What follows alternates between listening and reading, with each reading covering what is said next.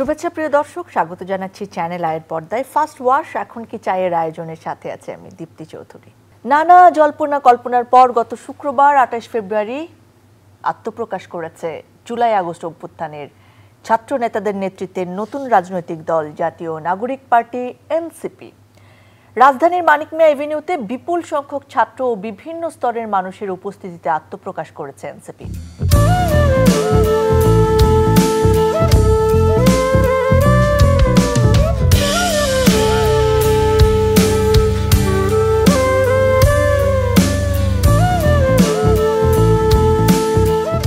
আত্মপ্রকাশ অনুষ্ঠানে নতুন রাজনৈতিক দল গঠনের উদ্দেশ্য বর্ণনা করে নেতৃবৃন্দ বলেন যে এনসিপির লক্ষ্য দেশে সেকেন্ড রিপাবলিক প্রতিষ্ঠা করা।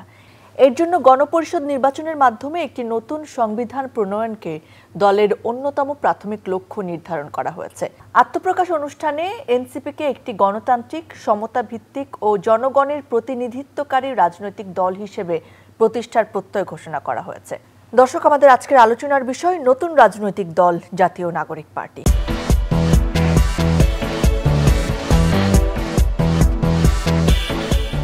এ বিষয়ে কথা বলার জন্য আজকে আমাদের সঙ্গে উপস্থিত রয়েছেন সিনিয়র সাংবাদিক ও কলামিস্ট জনাব এম এ আজিজ।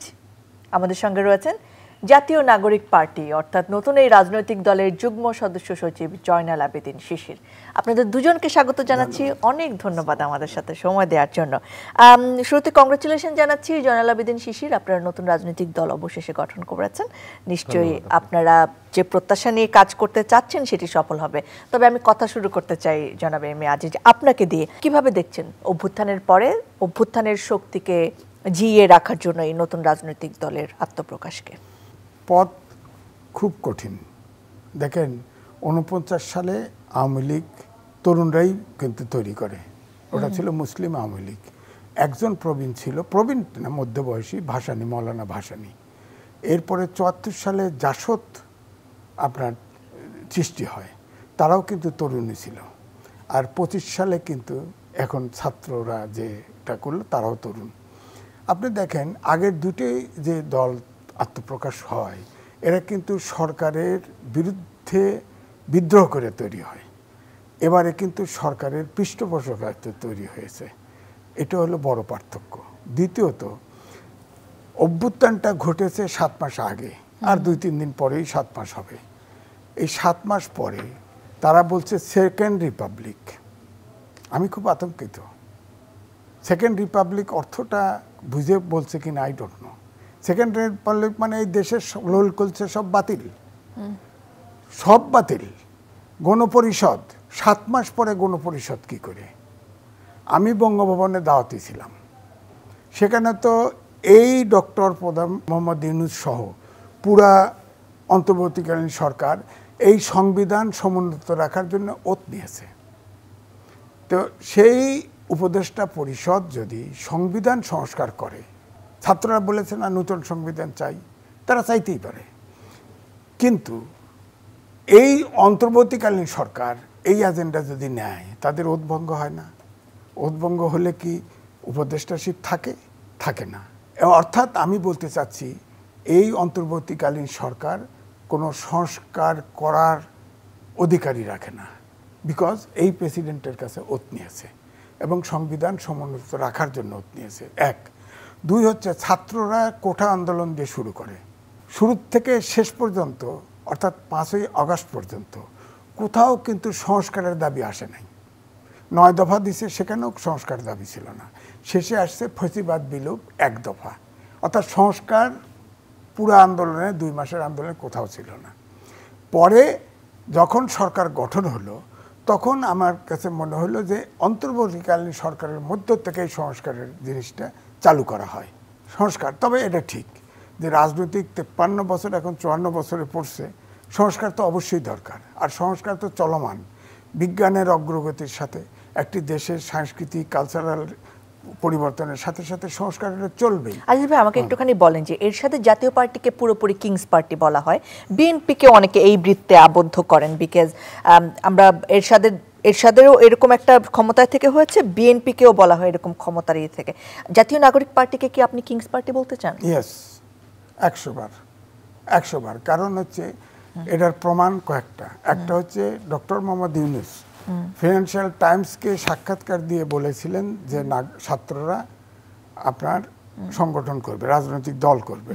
তারা রক্ত দিয়েছে, তাদের রক্তের লক্ষ্য অর্জন করতে তাদেরকে রাজনৈতিক দল করতে হবে এবং ছাত্রদের প্রশংসা করেছে। সেই সাথে রাজনৈতিক দলগুলোকে কিন্তু তিনি ইনডাইরেক্টলি সমালোচনা করেছে। অর্থাৎ ছাত্ররা যদি রাজনীতি না করে, সংগঠন না করে, তাহলে এই বর্তমানের রাজনীতিবিদরা এটা ব্যাহত করে ফেলবে।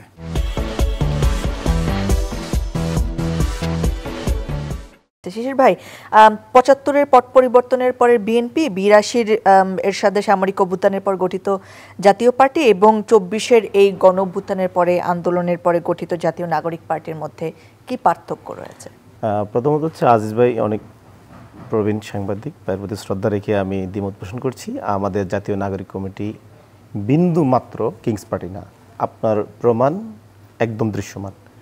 যেটা আপনি উল্লেখ করেছেন যে জিয়াউর রহমান সাহেব রাষ্ট্রের সর্বোচ্চ ক্ষমতা, সুবিধা, সকল রাষ্ট্রীয় মেকানিজম প্রতিষ্ঠান ব্যবহার করে বিএনপি গঠন করেছে এবং উনি ক্ষমতায় দীর্ঘদিন থাকার পরে স্থানীয় সরকার নির্বাচন দিয়ে গ্রামগঞ্জ, উপজেলা, জেলা সকল কিছু উনি ওনার নিজের লোক সেট করে তারপরে জাগদল করলো, তারপরে গঠন করলো বিএনপি। ঠিক অবিকল হোসেন মোহাম্মদ এরশাদ সাহেব আরও দ্বিগুণ বাড়িয়ে রাষ্ট্রীয় সকল সুযোগ সুবিধা নিয়ে উনি গঠন করলেন আপনার জাতীয় পার্টি। শুধু এটা বাংলাদেশ না, আপনি যদি এখন বর্তমান মিশরের দিকে তাকান, মিশরের সিসি ৯৬% ভোট পাইছে সেনাবাহিনীর মাধ্যমে সে দল গঠন করে। এটাকেও সিসির দলটাকেও কিংস পার্টি বলতে পারি, রাষ্ট্রীয় সকল সুযোগ সুবিধা। এখন আমরা কেন কিংস পার্টি না, এর প্রথম প্রমাণ হচ্ছে আমরা মূলত হচ্ছে আন্দোলন থেকে গড়ে ওঠা অর্গানিক একটা সংগঠন এবং এটাকে বলতে পারেন যে এখন সংগঠিত হয়েছে যারা একদম অর্গানিকলি আন্দোলনের মধ্যে সম্পৃক্ত হয়েছিল। আমাদের দলের প্রধান সরকারের প্রধান না, আমাদের দলের বেশিরভাগ নেতা তারা এখনও আন্দোলনকারী, তারা সরকারের কোনো সুযোগ সুবিধা ভোগ করছেন না। একজন মাত্র আমাদের ছাত্র প্রতিনিধি আমরা যে এসেছেন, সেও কিন্তু তার সকল সুযোগ সুবিধা ত্যাগ করেই কিন্তু আমাদের দলের দায়িত্ব নিয়েছেন। আপনি যদি আরেকটা দেখেন, আমরা যদি সরকারি দল হইতাম তাহলে আপনি বলতে পারতেন যে এটা কিংস পার্টি। কীভাবে দেখেন, আমরা দাবি করলাম সেকেন্ড রিপাবলিক, বিএনপি সহ অপোজিশন পার্টিগুলো মানল না সেকেন্ড রিপাবলিক, এখন পর্যন্ত আমরা করতে পারি না, যা আমাদের দাবির মধ্যে রয়েছে এখনও। আমরা দাবি করলাম রাষ্ট্রপতি যুবলীগ নেতা চুপ্পুকে অপসারণ, বিএনপি সহ অন্যান্য দলগুলো এগুলো ডিসএগ্রি করার কারণে আমরা সফল হলাম না। তার মানে আমরা সরকারে না। যদি আমরা সরকারে থাকতাম, কিংস পার্টি হতাম, আমি তো এগুলো বাতিলই করতাম, আমি নিজেই করতাম। তার মানে আমি সরকারে নাই।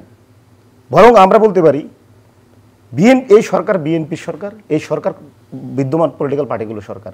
যদি এই সরকার আমাদের হতো, আমাদের দাবিগুলো করা লাগতো না, আমরা এগুলো এক্সিকিউট করতাম। সুতরাং আমরা কোনো মতেই কিংস পার্টি না। জনাব এম এ আজিজ, এই রাজনৈতিক দলকে কতটা প্রিপেয়ার্ড মনে করছেন বাংলাদেশের রাজনীতি পরিস্থিতি পরিবর্তনের জন্য? এক কথায় আমি উত্তর দিই একটা। দেখেন, জিয়াউর রহমান যে ক্ষমতায় আসে সেটা কিন্তু আসার লক্ষ্য ছিল না, ওটা কিন্তু একটা বিপ্লব ঘটে গেছে। বিপ্লবের পরে একদলীয় শাসন থেকে বহুদল গণতন্ত্র প্রবর্তন করেছে এবং দেশটাকে গণতান্ত্রিক ধারায় এনেছে। সময় বদলে যায় কিন্তু সৌন্দর্যের সংজ্ঞা বদলায় না, রূপ বদলে যায় কিন্তু আভিজাত্যের মানে একই থেকে যায়। ঐতিহ্য যখন আপন করে নেয় আধুনিকতাকে, তখন সৌন্দর্য ঠিকই খুঁজে নেয় স্যান্ডেলিনাকে। স্মরণের ছোঁয়ায় তোমার উপমায় বদলে দিলে যে আমার। স্যান্ডেলিনা সো, রূপচর্চায় আভিজাত্য। ওইটা আর এইটা এক নয়। যেমন বললো না যে এই দাবি আমরা বিরোধিতা করছি, এই দাবিটা তো অন্যায়। কারণ ডক্টর মোহাম্মদ ইউনূস নিজে বলেছে ছাত্ররা আমাকে নিয়োগ করেছে। সেই ডক্টর মোহাম্মদ ইউনূসের সরকার এই প্রেসিডেন্টের কাছে সংবিধান সমুন্নত রাখতে আপনার করেছে, ওত নিয়েছে। তো তারপরে এই সংবিধানের কন্ট্রাডিক্টরি যে কোনো দাবি ইলিগাল, কারণ সংবিধান তো এখনো বহাল। আপনারা ওটাকে বিপ্লব ঘোষণা করতেন, তাহলে তো আপনার প্রজ্ঞাপন দিয়ে যা ইচ্ছে তাই করতে পারতেন। যেহেতু এটা অভ্যুত্থান এবং যেহেতু সংবিধান বহাল, সুতরাং সবগুলো দাবি, এটা কেন এটারও বিপক্ষে আমি সেটা ব্যাখ্যা দেওয়ার সময় হয়তো নাই, কিন্তু আমি এইটাই বলবো, এক কথায় বললাম যেটা সংবিধান বিরোধী। এক, আমরা মনে করি সংবিধান বারবার সংশোধন হতে পারে, কিন্তু সংবিধান যদি বাতিল করা হয়, আগে বলা হয়েছে কবরস্থ, এখন বলা হয় বাতিল করা। সংবিধান বাতিল যে করবেন, আবার নতুন রিপাবলিক করবেন, আবার গণপরিষদ গঠন করবেন, তাহলে দেশটা কি পুনরায় জন্ম নিবে? এ জায়গা তো আমরা বৃদ্ধরা চাইব না। এখনো মুক্তিযোদ্ধারা বাইচে আছে, আমি নিজেও মুক্তিযুদ্ধ করেছি। সুতরাং এখনো এর অন্তত পক্ষে 30 কোটি লোক মুক্তিযুদ্ধের সমর্থক, 30 থেকে মানে অর্ধেক লোক বেঁচে আছে যারা মুক্তিযুদ্ধের নতুন প্রজন্ম আমরা মুক্তিযুদ্ধের চেতনায় বিশ্বাসী। অফ কোর্স এখন আপনি মুক্তিযুদ্ধের সবকিছু মুছে ফেলবেন, সংস্কার করেন, আপত্তি নাই। যেটা বিজ্ঞানের অগ্রগতি, দেশের কালচারাল রেভলিউশন চেঞ্জ হয়তো বিজ্ঞানের সাথে সাথে, তা আপনি সংস্কার করেন। পৃথিবীতে বহু দেশ আছে, আমেরিকার পতাকা বদলে গেছে বহুবার বদলে গেছে, জাতীয় সংগীত বদলে গেছে, বদলান আপনারা। যৌক্তিক কারণে দেশের জনগণ যদি চায় আপনি পরিবর্তন করেন, কিন্তু আপনি নতুন দেশ তৈরি করে ফেলবেন একটা কয়েক মাসের একদিনের বিপ্লবে, এটা তো সম্ভব না। শিশির ভাই, সেকেন্ড রিপাবলিক বলতে আপনারা আসলে কি বোঝাচ্ছেন? আচ্ছা, প্রথমত হচ্ছে আমি এই তথ্যটুকু দিয়ে শুরু করবো, আপনার সেকেন্ড রিপাবলিক এটা একটু পরে বলতেছি। সেটা হচ্ছে উনি বললেন যে আমরা এই সংবিধান অধীনে আমরা শপথ নিয়ে এখন সংবিধান বাতিলের কথা বলছি। আমি আপনাকে স্পষ্ট করে বলতে চাই, পলিটিক্যাল পার্টিগুলো ক্যান্টনমেন্ট এবং রাষ্ট্রপতির সাথে যে বৈঠক, ওই বৈঠকে ছাত্রদের ঐক্যমত ছিল না। ছাত্ররা চায়নি, পলিটিক্যাল পার্টিগুলো ছাত্রদের সাথে অভ্যুত্থানকারী শক্তির সাথে প্রতারণা করে ওই শপথ নিতে বাধ্য করেছে এবং ছাত্রদেরকে মাইনাসে করে দেওয়া হয়েছিল। মাত্র আমরা 3 জন উপদেষ্টা, 2 জন উপদেষ্টা প্রথম মানে আমরা পাঠাতে সক্ষম হয়েছি, সেটাও আমাদের অনেক দর কষাকষি করতে হয়েছিল। টোটালি জাতির সাথে এই বিদ্যমান পলিটিক্যাল পার্টিগুলো যারা প্রতারণা করে এই যে এটাকে বিপ্লবকে তারা অভ্যুত্থান পর্যন্ত মানে পৌঁছে দিয়েছে। তারা কিছুদিন পরে বলবো এটা অভ্যুত্থানও না, টোটালি আমরা চাইছি বিপ্লব। তারা এটাকে এই সংবিধান বহাল রেখে, এই বিদ্যমান অকার্যকর কাঠামো বহাল রেখে তারা এটাকে এখন ষড়যন্ত্র বলতে চাইছে। হ্যাঁ, আর সেকেন্ড রিপাবলিক বলতে আমরা স্পষ্ট বলতে চাচ্ছি যে বাংলাদেশ রাষ্ট্ররাজা 1971 সালে যে 17 এপ্রিল যে প্রক্লেমেশন ইন্ডিপেন্ডেন্স, যে মুজিবনগর আমবাগান থেকে শুরু হয়েছিল যে নতুন যাত্রা, আমরা বলতে চাই যে এক দফা ঘোষণা যেটা আমরা করলাম শহীদ মিনার থেকে, সেটা থেকে বাংলাদেশের দ্বিতীয় নতুন যাত্রা, এটাই সেকেন্ড রিপাবলিক। পুরাতন যে বিদ্যমান রাজনৈতিক ব্যবস্থা, সাংবিধানিক ব্যবস্থা না, এটা প্রথম রিপাবলিক। 71টা, তাহলে আমাদেরটা হবে দ্বিতীয় রিপাবলিক। আমরা 71কে ধারণ করি বিদে 71 প্রথম রিপাবলিক, আর আমাদের যে এক দফা, যে আগস্টের যে এক দফা, এটা হবে আমাদের দ্বিতীয় রিপাবলিক। তার মানে আমরা দুটাকে ধারণ করি। আমরা কখনো প্রথম মুক্তিযুদ্ধ মানে আমরা কিন্তু ব্যাপারটা সমকক্ষ এবং খুব সহযোগী, খুব স্মুথলি চলে এবং একটার জন্য আরেকটা খুবই প্রয়োজন।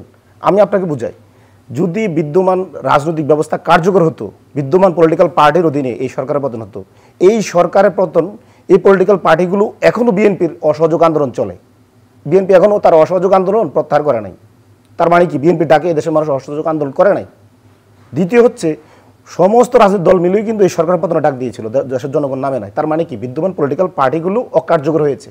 দ্বিতীয় হচ্ছে যে আপনার যে সাংবিধানিক যে অকার্যকর, আমরা যেটা বলতেছি কেন সেকেন্ড রিপাবলিক দরকার, এখানে সংবিধান বা এখানে যে আপনার কাঠামোগত যে সমস্যাটা, এই সংবিধানের অধীনে 1% ভোট না পেয়েও কেউ প্রধানমন্ত্রী থাকতে পারে। সুতরাং এটা কোনো বিদ্যমান যে সংবিধান, এটা এই দেশের জনগণের জন্য না। এই দেশের জনগণ ভোট না দিলেও এই সংবিধান অনুযায়ী সে প্রধানমন্ত্রী, এটা ছিল 15 বছর ছিল। তার মানে সংশোধনীর মাধ্যমে আনা যায় না, সেটা আমরা তো সেটাই বলতেছি। আমরা সেকেন্ড রিপাবলিক মানে কি আপনি পৃথিবীর নতুন কিছু আবিষ্কার করবেন? অবশ্যই এর মধ্যে পুরাতন বিদ্যমান কিছু থাকবে, কিন্তু এই যে বিদ্যমান যে এটা এক্সিস্ট করে, তারা তো এখন যারা বলতেছে সংবিধান বাতিল চায় না, তারা কিন্তু এই বিদ্যমান এই ফেসিবাদী সংবিধানটাকে তারা ধারণ করে। আমরা বলছি যে না, এটা এই সংবিধানটা কাঠামোগতভাবে ফেসিস্ট তৈরি করার জন্য।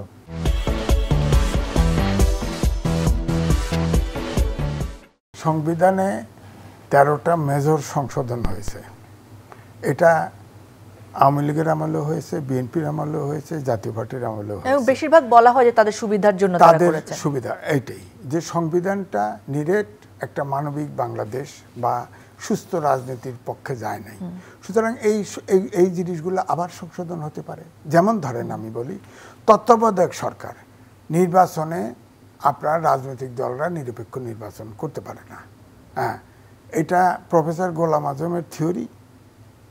আওয়ামী লীগ এটা হাইজেক করলো, তত্ত্বাবধায়ক সরকার আসলো, এই তত্ত্বাবধায়ক সরকার আওয়ামী লীগ বাতিল করলো। এখন হাইকোর্টে কিন্তু অলরেডি বহাল করা হয়েছে, এখন সুপ্রিম কোর্টে পেন্ডিং আছে। এটা আনেন না কেন? এটা দিয়ে নিরপেক্ষ নির্বাচন তো তত্ত্বাবধায়ক সরকারের অধীনে হতে পারে। এখন ছাত্ররা কালকের সমাবেশে যে দাবিগুলো উত্থাপন করেছে, নূতন বাংলাদেশ, গণপরিষদ, সংবিধান বাতিল, তার মানে সংস্কার হচ্ছে না। এটা তো স্পষ্ট, সংস্কার হচ্ছে না। তাহলে দেশটা কোথায় যাবে? এখন ভাবতে হবে। আমরা সিনিয়র সিটিজেনরা কিন্তু ভাবছি দেশটা এই যে এই দেশের বিশিষ্ট জন এবং অর্থনীতিটা রমান সোবান টোমান সহ এই ব্র্যাক সেন্টারে আপনার একটা সমাবেশ করেছে। সেখানে বলেছে যে সংবিধান নিয়ে এখন, সংস্কার নিয়ে এখন প্রশ্ন করা যায়, যেমন অর্থনীতিবিদ রহমান সোবান বলেছে। আর টিআইবির যে চেয়ারম্যান ইফতেখার জামান, তারা বলেছে যে এখন বৈষম্যবিরোধী ছাত্ররাও তদবির, এই বাণিজ্য, দুর্নীতি, সেগুলো আসক্ত হয়ে গেছে। এমনকি দুদকে যে অনুসন্ধান হচ্ছে, তদন্ত হচ্ছে, সেখানে পর্যন্ত তদবির যাচ্ছে, তদন্ত যেন না হয়। এটা তো অভিযোগ করেছে, এই অভিযোগ খণ্ডাতে হবে। তো দ্বিতীয়ত ধরেন এই যে মিটিংটা হলো, ব্যতিক্রমটা কি?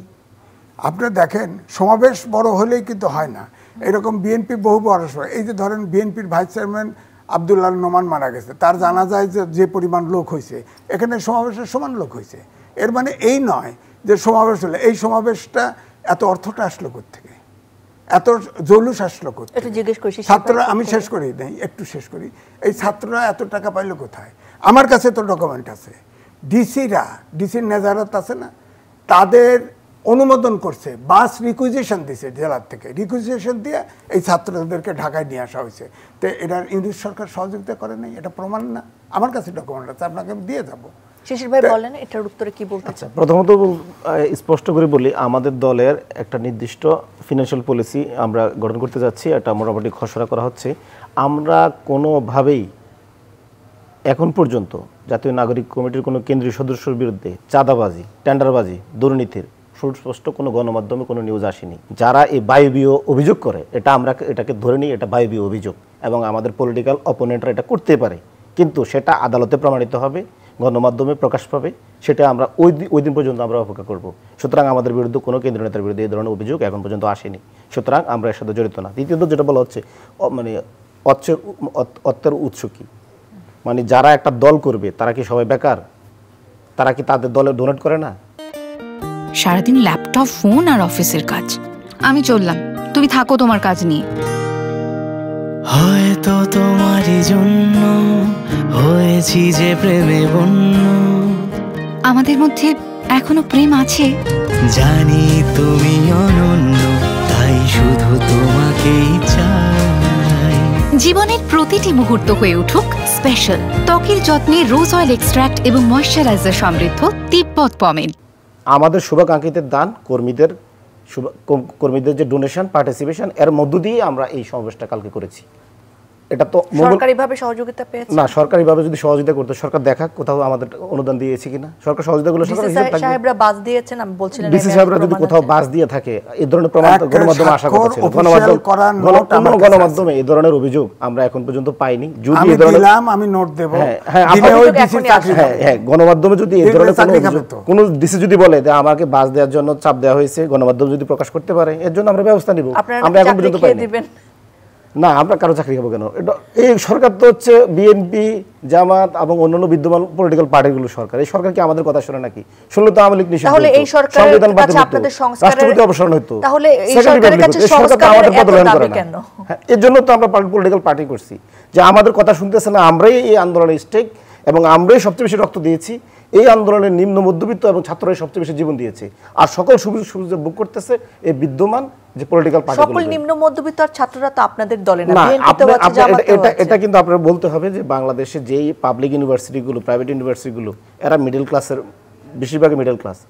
আর যারা এই আন্দোলন জীবন দিয়েছে, শ্রমজীবী মানুষ, তারা তো নিম্ন মধ্যবিত্ত। এই আন্দোলনটা, এই বিপ্লবটা যারা করেছে, এই বিদ্যমান পলিটিক্যাল পার্টিগুলো তাদের কোনো অবদানের স্বীকার করে না এবং তাদের দাবিগুলো পূরণ করে না, যার কারণে আমরা বাধ্য হয়েছি এই নতুন বন্দোবস্ত নামক এই নতুন রাজনৈতিক দল করতে। ওকে, নিশ্চয় আরো অনেক প্রশ্ন ছিল, কিন্তু সময় আসলে একেবারে শেষ। জনাব এম এ আজিজ, আপনাকে দিয়ে শুরু করছি, আপনাকে দিয়ে শেষ করে আমি নিশ্চয়ই শুভকামনা জানাবেন তরুণদেরকে, কি বলতে চান শেষে? তাদের কাছে কি প্রত্যাশা? আমি শুভকামনা করতে পারবো না, আচ্ছা, কারণ স্কুল থেকে শুরু করে এই সমাবেশে আমি কিন্তু ইয়েও দেখছি, কিশোরও দেখছি, 18 বছর বয়সে কিশোর হয় না? আমি দেখছি তো।